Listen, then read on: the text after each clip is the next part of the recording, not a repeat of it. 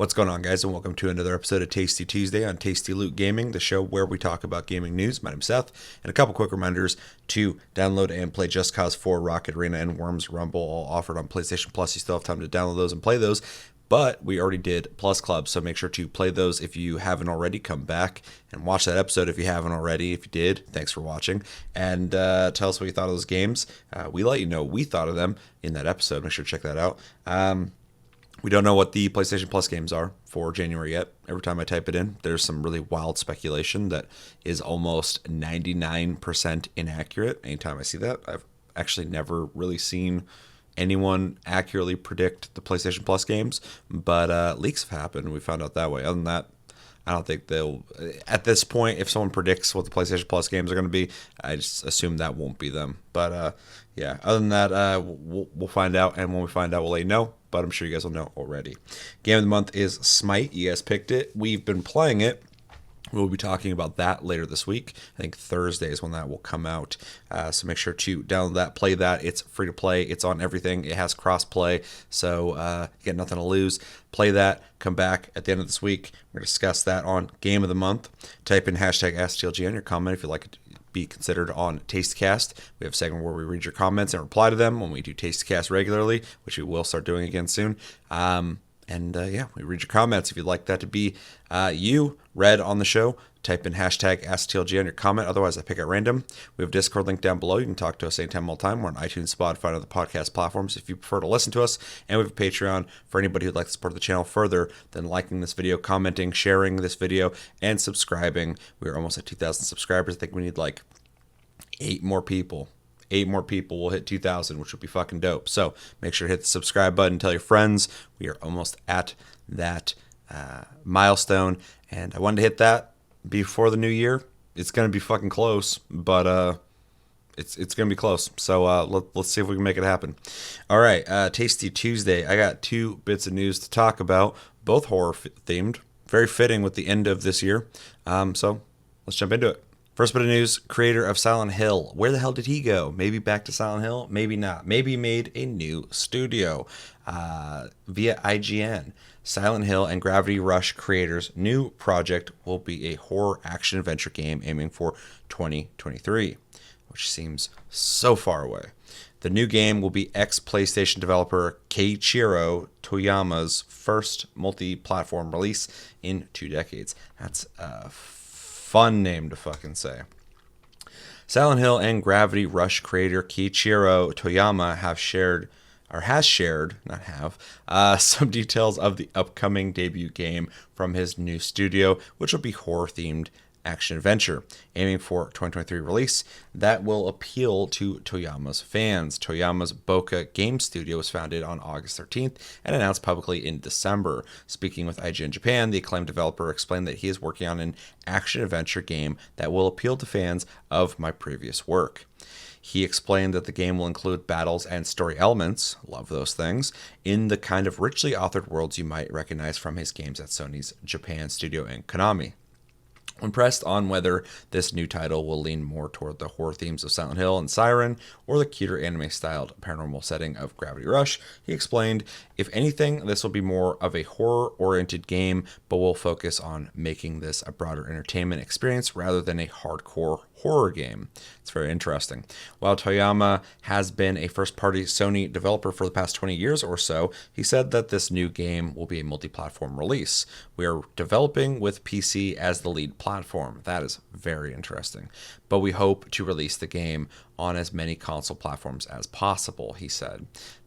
Is he talking maybe about VR? He's not confirming that, but sounds kind of interesting that they're developing for PC first. I guess all things are technically PC first, but not really. People develop games for console all the time.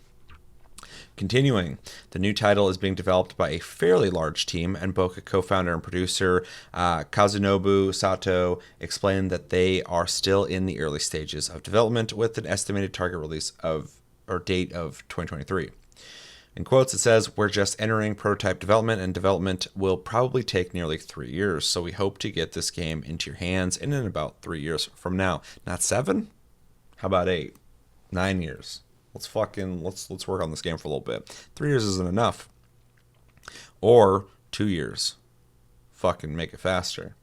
Continuing, regarding the studio's foundation, Toyama explained that a combination of remote work during the COVID-19 pandemic and turning 50 prompted him to think about his future and to answer the beckoning call of independence. He turned to longtime collaborator Sato, producer of the Siren series and The Last Guardian, and Junya Okura, lead level designer of or on the Siren, and Gravity Rush series, whom Toyama credits with giving shape to his gameplay ideas. The three Japan studio colleagues set up Boca Game Studio together, and Toyama as creator, Sato as producer, and Okura as game director. They initially considered creating smaller mobile games, don't do that, before eventually building up a team of mostly veterans to increase the scale of their ambitions. I took a lot of inspiration from Gen Design, said Toyama, referring to the studio founded by Ico creator Fumita Ueda, who was yet another Japan studio alumni. Ueda told me so much about his experience that inspired me to follow suit. While Boca's first game may be way off, Sato and business development manager Yohei Hart, also ex-Japan studio, there's so many names here, promised that the studio's newly launched Twitter account and Facebook account will show peeks behind the curtain as the team progresses with development. When you work at a major studio like Japan Studio, there's a limit to what you can share publicly, so now that we are free from those restraints, we'd like to take the opportunity to share as much as we can so that the audience can see how the game comes together over time, explained Sato. We hope it might help people not forget about us. Yeah. Hopefully they don't forget about you. I agree. Okay, so for anybody who might be new here, doesn't know me very well, I'm a huge Silent Hill fan. Silent Hill is one of my favorite games ever made. The series is one of my favorite things ever made, only under like Metal Gear Solid. So the idea of anything coming from anybody who's involved with the original Silent Hill is huge. That being said, I'm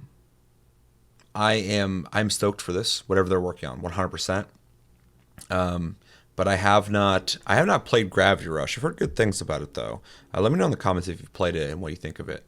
But I've never played it, but I've of course played Silent Hill. I played Siren back in the day. So obviously I'm a big fan.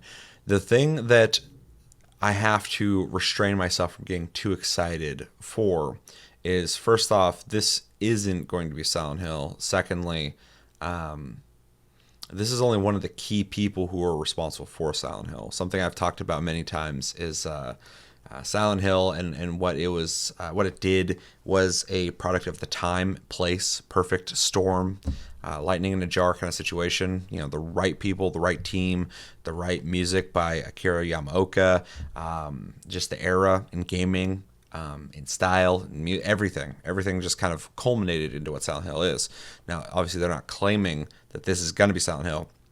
I'm just giving you my thought process on how I have to reserve myself from instantly fanboying over somebody who was responsible for Silent Hill, and how that does not necessarily affect my hype on this outside of that he was involved with that. And that is cool, but you know, my Silent Hill hype, my fandom of that series can't really come into play on this too hard. That being said, you know, he's done 2 horror games already, series, and Gravity Rush, which I can't speak on, so I am very excited to see what they do. I am glad that they are making an action-adventure game, but also horror-themed. That seems to be right in his element, and so I think people should really stick with what they're really good at. Also challenge yourself, but definitely if you are good at something, you know, push on that a bit, and it seems like that's what they're doing here. I'm really stoked though that Boca Studios is not like a large developer, but they're not also like a small developer where you shouldn't really get too excited. It says that they're a fairly large team. That's really good to hear, because that gives me hope that we are going to get like a full ass game, something that seems robust, not like some little baby indie game by the guy who made Silent Hill, or a fucking mobile game like he said. That would have been awful. Might have been cool, but again, for anybody who might be new here, I'm not a mobile fan, specifically like phones. I could not give a shit less. Every time I play a mobile game, I'm very open minded about it. I go to play it, and by the time I'm done with it, I'm like, dude, this is fucking. The market is just a different beast. It's not the same as gaming on a console. So anyway, I'm glad that they didn't do that. I'm glad they're going for a PC and console release. That makes complete sense. And yeah, sticking with horror is really cool. I'm glad that he has 2 other people working on this who are involved with prior projects and people that he respects. It sounds like they got a really good team built up here. People from Japan Studio and Team Ico. It's a great mix. And I think they're going to definitely deliver on something worth paying attention to. It's hard to kind of speculate on what that is, though. I mean, action adventure, that's the most fucking broad brush you could ever paint with. And horror themed, cool. I love horror, so you already kind of got me sold. So yeah, very excited for whatever that could be, but can't get too excited. Another thing that they kind of mentioned that I thought was interesting is saying that now that they don't work for a big ass studio, they can kind of post stuff on Twitter and kind of keep people up to date with what the game is, how the game is doing, essentially. And I like that and don't like that. One thing that I've kind of noticed has become a theme in the last 4 years, more than that, 6 years, is people start revealing everything about their game or movies before releases. And it's a bizarre thing for me. I like the surprise of getting into a game and unraveling it as I play it. And they're specifically with movies, but with some games now too. And I get the indie scene. We'll talk about that in a sec. But I'll just talk about it now. Fucking indie games make sense because they're small. They got to generate hype. They got to get people excited for it. So it makes sense for them to be showing off assets, showing off all these pieces because they're building it as they go. With a huge developer, they got their funding. They're going to make the game. But yeah, I can't stand that, before a Star Wars movie comes out, they start telling you fucking, oh, dude, there's definitely going to be fucking Yoda in this. There's going to be 8 Jedi. We already are telling you the fucking cast. Here's all 8 people who are going to play all this Jedi. The story's going to be about this. It's going to delve into this story. Oh, this is definitely going to happen. They tell you everything about the fucking movie before you even see it. Some games do that too. So I know I'm kind of going on a rant here, but I don't think they're going to do that, but I don't get excited either when people tell you that they're going to be revealing much stuff. I guess maybe I'm kind of traditional. I like teasers. I like trailers. Show off concept art. That's cool. And they haven't said anything more than that, but yeah, I guess I just had to rant on that. Some people over reveal things, and I think it really fucking ruins shit. I mean, one case in point was fucking. It's been a while, but it's one of the best examples ever. Watch Dogs. Watch Dogs was shown off so much before it ever came out. By the time I had played it, I felt like I had played it. So anyway, just to be clear, they didn't say they're going to do that. Just thought about it as a discussion topic of, how much is too much to reveal. And I'm glad that they can show things off. I just got triggered for a second thinking about people who show too much off. I'm on Twitter too much. I see people revealing way too much all the time. Years out, people are talking about every detail of something before it comes out. I'm like, dude, this is crazy. But yeah, anyway, that rant aside, I'm excited to see what they do. It's a little far out, but it's not too far. 2023 is not that far away. It feels like it's really far away because this last year has been one of the longest yet shortest years ever. It's weird. It's been a weird year. It's felt weird. So 2023, I'm like, man, it feels so far away. But it's not. It's not that far away. 3-year cycle's pretty typical. That's what I would expect from most developers making a game. So it sounds about in line with what they're doing. They've been making games for a long time. They know the game. They know how to do it. So it makes sense that they would say that. And can't say much more until I see what they're working on. Hopefully they don't reveal too much, but just enough to get us excited. And I'm stoked to see what they do, but I can't speak too much until I see it. So let me know in the comments, what do you think about this game being made by Boca Studio? Are you excited for it? Are you not excited for it? Are you a fan of any of his prior games? Silent Hill, of course, Siren, Gravity Rush. If you played Gravity Rush, let me know in the comments. Is that a game I should definitely check out? Maybe check out, not check out at all. I've heard good things about it. Every time I see it, though, I'm just like, I don't know if that's a game for me. But I'm sure it might be. And yeah, let me know everything you're thinking about in the comments below. Are you excited for this? Are you not excited for this? What do you think about people revealing stuff? What's your opinion on that topic? I feel like that's something I could definitely rant on for like an hour. Yeah, let me know everything you're thinking about in the comments below. Second bit of news. All right, about a week ago, Sons of the Forest Trailer 2 dropped. It is the sequel to The Forest, a game that I think a lot of people at this point have played. It's an indie game. It's a horror game. It's first person. It's a survival game, typical of other survival games in the sense that you have to forage for food, build shelter, and stuff like that, but it has horror elements to it. I'm not going to say any more than that. I'm sure you guys have seen it, but in case you haven't and you want to go check it out, play it. It's a really cool game. I really enjoy it. So yeah, Sons of the Forest is I guess the sequel to that. I looked up info on this and there's not a whole lot of info. It's a lot of speculation, but it does seem to be the sequel to that game, a game I'm actually a fan of. So I'm gonna watch this. We're gonna talk about what we see here and yeah, go from there because there's not a whole lot of info. This is by I believe End Night, which is the developer, and let's see how much further they take this horror-themed survival game. All right, 3, 2, 1, and go.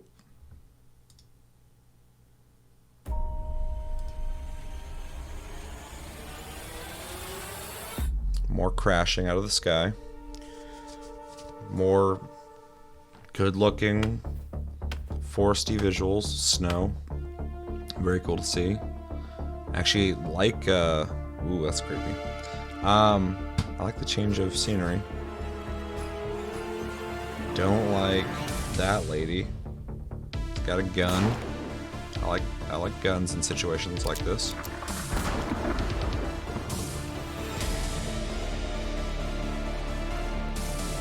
It's very in theme with the last game. That is some very specific digging.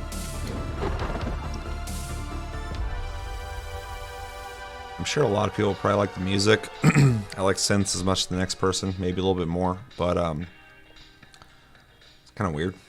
I remember the last game having like this like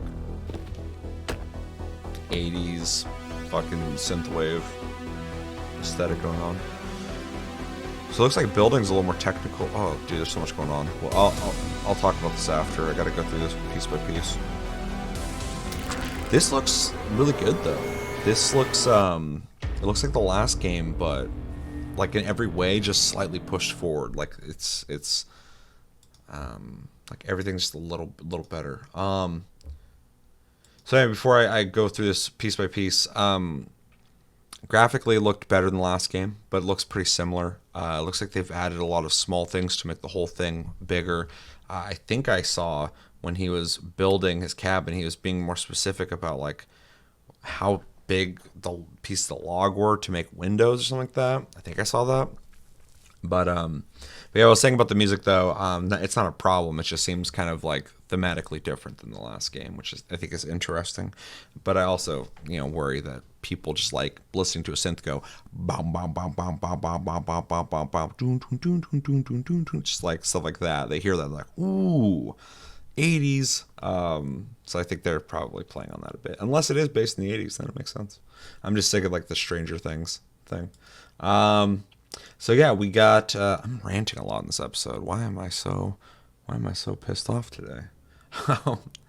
Anyway, yeah, more crashing in the first game. Spoiler alert, you're in a plane and you crash. And then you wake up and they take your kid and you gotta go fucking find him. There's a meal on the ground right there, which is pretty cool. This is apparently a place you just don't want to crash. This shot is really fucking nice looking. There seems to be like this almost like the lighting effect through the fog that looks like really fucking good. Something I didn't notice in the first game unless they added that later. Just to be clear about how much I've played The Forest. I've played it quite a bit, but I played like the earliest build and then I played a build recently, and it's come a long way. But it's definitely at this point not an older, but it's kind of an older indie game at this point, and I think it's made on Unity. It's really impressive. But anyway, it definitely merits a sequel at this point. And this looks like it's pushing everything that the last game did forward, which is very cool. But it's a fun game. I really enjoyed playing it. I love that it's a I love survival games. I'm a huge survival game fan. I'm also a huge horror fan. So The Forest has a really great mix of the two. It also, when you first play, you get used to it after a while. But when you first play it, the horror's there. Like, it's really fucking creepy. I still remember when this like lady came out of the forest, and because you're in the forest, and they're sitting there going "Wah," like making weird noises, and the whole time you're just like holding your weapon, like what the fuck is she gonna do? And then they come like crawling at you and shit, and you hit them, and then they go climbing up a tree. It's fucking it's eerie, but after a while you just kind of get used to the patterns. Hopefully they can kind of change up their behaviors. So the snowy area is really cool looking. I really dig this look. Of course, with the sequel, you want to change up kind of like the setting. I really like this. Hopefully it brings new challenges to your survival, which I'm sure it will.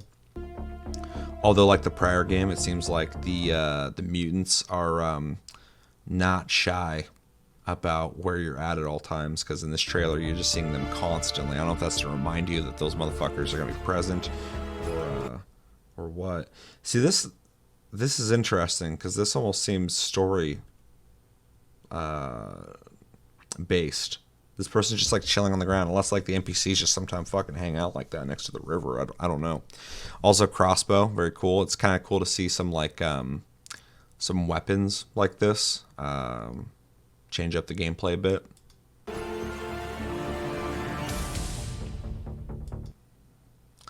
They look similar but different.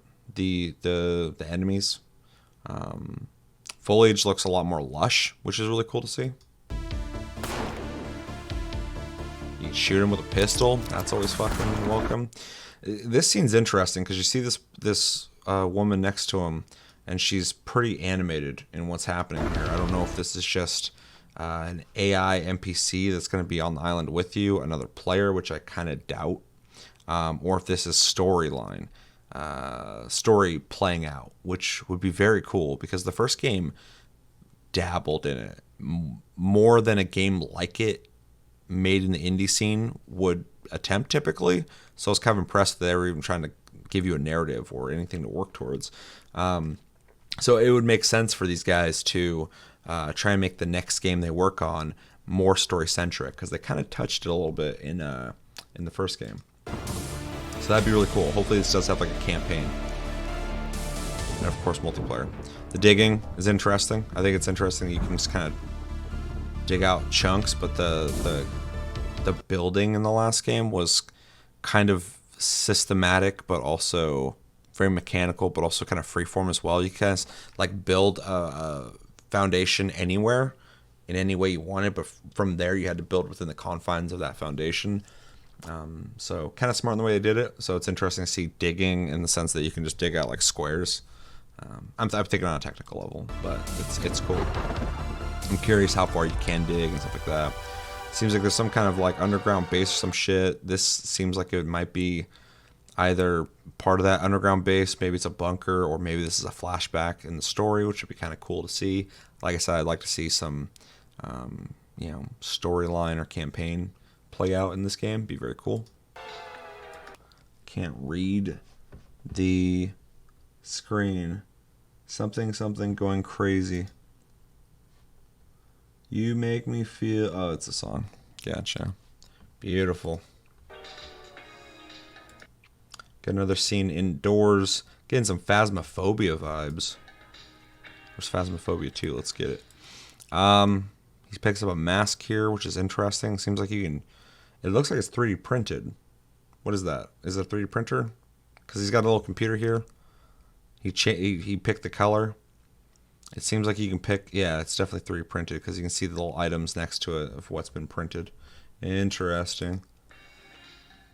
Now, it also showed a guy wearing... See, that's interesting too. He's cutting logs in half and folding them out. And then this is for anybody who's listening. And then also cutting the logs into smaller bits than in the first game. So it seems like you can get a little more technical and maybe like building a window or a doorway, which makes sense. Of course, see the mutants fucking with your shit. That's what they do in the last game. They just fuck with your shit all the time. You leave, you come back. There's just like 4 of them just like fucking with your shit, because that's what mutants do. They fuck with your shit. Right here is interesting, though. I like that they're actually taking his resources. They're like dragging his log away. They're trying to break his house down, then they're trying to drag shit away. Right here, we see some couple of very good friends getting real close, real sensual, beautiful. Guy with a mask throwing what seemed to be a mutant. I wonder if there will be two different groups of people. I'm not sure what the hell that's about. But if you look here, this guy has a mask on, and then you have a mask on. So it seems almost like maybe you can wear the mask as like some kind of stealth element, possibly. This is all speculation. I don't know what the fuck I'm talking about. Got a taser and a fucking finger face dude, finger chest guy, finger body guy. He's tasing him. If I had a taser, I'd be tasing him as well, so I don't blame him. Of course, another disturbing, like, multi-person crawling dude on the ground to the left, and then finger boy to the right, and a stick. You know, use what you got. And then, of course, it ends with Sons of the Forest. So my overall thoughts is I'm fucking stoked for this. I like the Forest. You could have told me that there's going to be a Forest 2 coming out, the Forest 2, and I'd be ready to buy it. So Sons of the Forest, tell me that's coming out. I'd be ready to buy it. I'm watching this. I'm ready to buy it. I think it looks like the last game, but better. I've kind of said that a couple times now, but it really does look like they did. They took everything that they did in the last game, and they just kind of made everything incrementally slightly better. And they haven't even shown everything yet. You know, there seems to be a larger emphasis on weapons, as we've seen, like crossbows, tasers, pistols, stuff like that. You know, building seems more robust. The environment is more varied, which is very cool to see. There's some story-centric stuff here that seems like it might be telling something a little, you know, more interesting than the implied story of the first game. And mutants doing mutant shit, fucking shit up like they always do because they're assholes and they're really annoying. I'd like to see some co-op, unless we did see some co-op there with that person, which I don't think that's what that was. But other than that, looks very cool. I love the snowy landscape. Looks awesome. Kind of reminds me of Red Dead Redemption 2, the beginning of the game, although not as good looking. And yeah, overall, can't wait to play this. Looks awesome. And hopefully I get to play with people. I played The Forest so much solo, and then I went to play with friends, and we barely played it, so kind of sucks. I'd like to maybe dive back into that. But let me know in the comments, what do you guys think about Sons of the Forest? Is there info about this I've completely missed? I looked up some stuff, and there just was not much info. So if you have info, if you have speculation, if you have rumors, let me know in the comments below. Did you play The Forest? Did you like The Forest? How much did you play The Forest? As people are like, I played that for 2,000 hours. It's a game you could definitely do that with. And are you excited for the Sons of the Forest? Is something in the trailer I missed that I should have talked about? And did you like the trailer? Did you like the music? Let me know everything you're thinking about in the comments below. But that's going to do it for this episode of Tasty Tuesday on Tasty Loot Gaming. So always thank you for watching. Make sure to like and subscribe if you enjoyed this episode.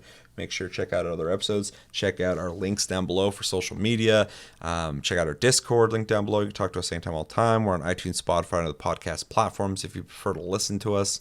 And we have a Patreon if you'd like to support the channel further than liking, commenting, and sharing, and subscribing. We have 8 more spots left in the OG 2,000 subscribers. You could be one of them if you're watching this. You'd be like, I was a part of the first 2,000.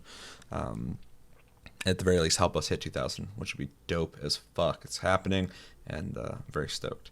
Yeah, till the next episode, which will be Game of the Month, unless I do some bonus episode. Stay tuned. Have a good week, guys. And my name's Seth, and take it easy.